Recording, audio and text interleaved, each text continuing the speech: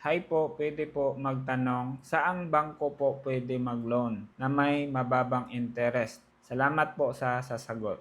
Kung isa kang computer store owner or computer technician, tapos meron ka ng negosyo ngayon, at tinatanong mo ngayon kung saan ka pwedeng umutang na bangko na medyo mababa yung interest dahil gusto mong mag-scale up ng business mo. Siyempre, meron tayong experience dyan. Pero ito mga boss ha, huwag mong sabihin sa akin na maglo-loan ka sa bangko tapos gagamitin mo lang sa luho mo. Baka ibili mo lang yan ng sasakyan or bagong bahay. Okay, alam ko hindi, di ba?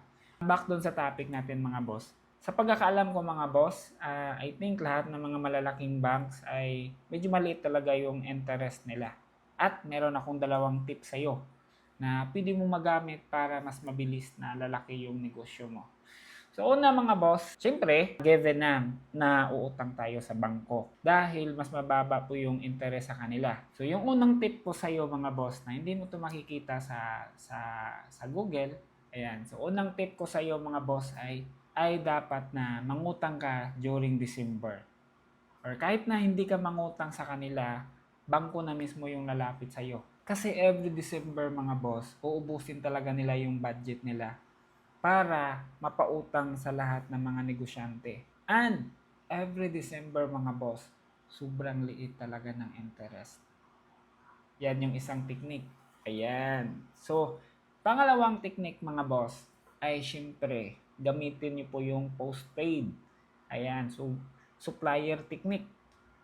So, ano ibig sabihin yan? Humingi ka ng terms sa supplier mo, supplier and distributor mo. Humingi ka ng terms sa kanila at baka after nitong video na to, hindi mo na kailangan na mangutang sa bangko para mapalaki mo yung negosyo mo. So, mag-build ka ng relationship sa supplier and distributor mo dahil sila mismo ay magpapautang sa'yo. Walang interest. Ayaw mo nun? Ayun, so meron ka ng dalawang tip ha. So dapat gamitin mo yan at mag-comment ka sa baba kung gamit na gamit mo yan. So ayun lang mga boss no, sana kung mangungutang kayo ngayon sa kahit saan man sa bangko or sa supplier nyo, sana gamitin nyo yan para sa negosyo nyo, wag sa mga luho nyo. So ayun lang mga boss. See you on my next vlog mga boss. Bye bye.